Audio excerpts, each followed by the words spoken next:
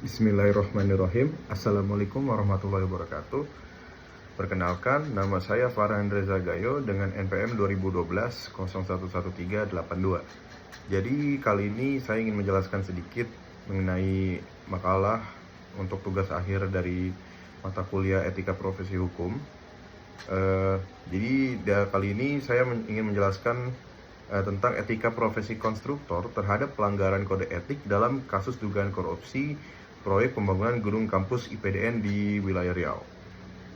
Baik, sebelumnya sedikit penjelasan saja. Kode etik ini merupakan produk etika terapan karena dihasilkan berdasarkan penerapan pemikiran etis atas suatu profesi.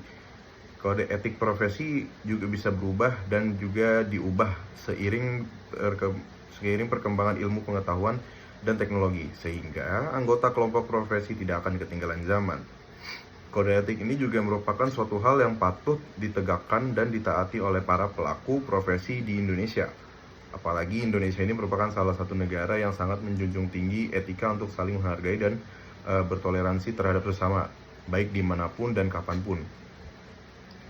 Menurut salah satu tokoh yaitu Bertens pada tahun 1995, beliau mengungkapkan bahwa kode etik profesi merupakan norma yang ditetapkan dan diterima oleh kelompok profesi yang mengarahkan atau memberi petunjuk kepada anggotanya bagaimana seharusnya berbuat dan sekaligus menjamin mutu moral profesi itu di mata masyarakatnya.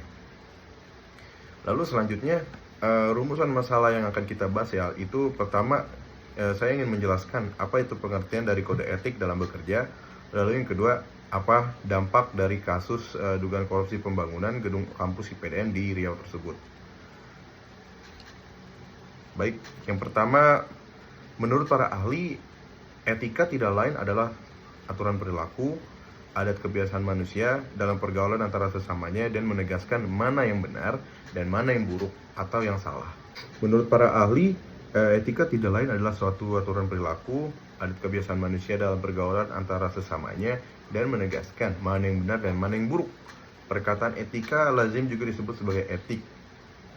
Kalimat ini berasal dari kata Yunani yaitu ethos yang berarti norma-norma, nilai-nilai, kaidah-kaidah, dan ukuran-ukuran bagi tingkah laku manusia yang baik, seperti yang dirumuskan oleh beberapa ahli, seperti misalnya Dr. Andes Opesi Morangkir. Beliau menyatakan bahwa etika atau etik sebagai pandangan manusia berperilaku menurut ukuran dan nilai yang baik. Lalu juga yang kedua ada dari Dr. Andes Sidi Gajalba dalam sistematika filsafat. Beliau mengungkapkan bahwa etika adalah teori tentang tingkah laku perbuatan manusia yang dipandang dari segi baik dan segi buruk sejauh yang dapat ditentukan oleh akal manusia tersebut. Lalu etika secara umum dapat dibagi menjadi dua, yaitu etika umum dan juga etika khusus.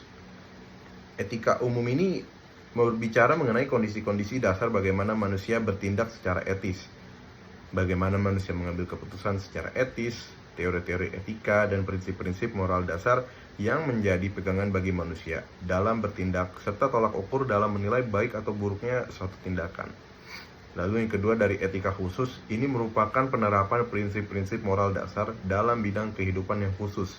Penerapan ini bisa berwujud seperti bagaimana saya mengambil keputusan dan bertindak dalam bidang kehidupan dan kegiatan khusus yang saya lakukan, yang didasari oleh cara, teori, dan prinsip-prinsip moral dasar.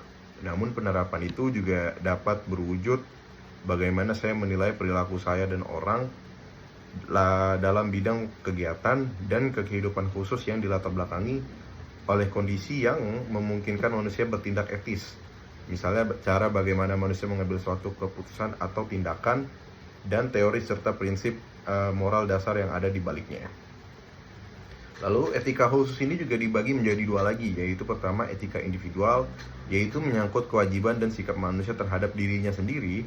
Lalu yang kedua ada etika sosial yang berbicara mengenai kewajiban, sikap, dan pola perilaku manusia sebagai anggota umat manusia. Lalu kita melanjutkan kepada pembahasan kedua, yaitu bagaimana kronologi kasus korupsi tersebut. Baik, KPK telah menetapkan 3 orang tersangka terkait kasus korupsi ini. KPK menetapkan 3 tersangka, yaitu pertama Dodi Jokom. Beliau merupakan pejabat komitmen PPK atau merangkap kuasa pengguna anggaran atau KPA pada Pusat Administrasi Keuangan dan Pengelolaan Aset Setjen Kemendagri.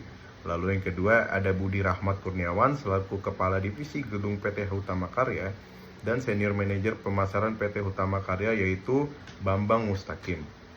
Mereka bertiga ini diduga melakukan perbuatan melawan hukum atau menyalahgunakan wewenang untuk memperkaya diri mereka sendiri atau orang lain atau suatu korporasi dalam pengadaan dan pelaksanaan pekerjaan konstruksi pembangunan gedung kampus IPDN tahap 2 Kabupaten Reton Hilir di Riau pada Kementerian Dalam Negeri Republik Indonesia tahun 2011. Lalu perlu kita garis bawahi bahwa penyimpangan dalam proyek ini bernilai 91,62 miliar diduga merugikan keuangan negara sebesar 34 miliar rupiah.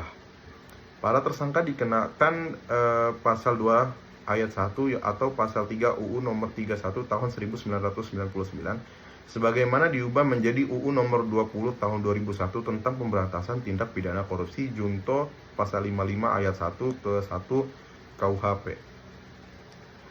Lalu kesimpulannya adalah kode etik merupakan pola aturan atau tata cara pedoman berperilaku dan juga merupakan suatu tatanan etika yang telah disepakati oleh suatu kelompok masyarakat tertentu. Kode etik umumnya termasuk dalam norma sosial, namun bila ada kode etik yang memiliki sanksi yang agak berat, maka masuk dalam kategori norma hukum.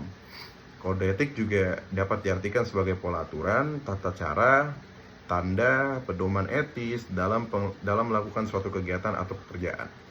Dalam hal kasus dugaan korupsi, dampak yang timbul sangat banyak, salah satunya yaitu merugikan uang negara mencapai miliaran rupiah. Ini diakibatkan karena adanya perilaku korupsi dan merupakan kasus pelanggaran kode etik insinyur.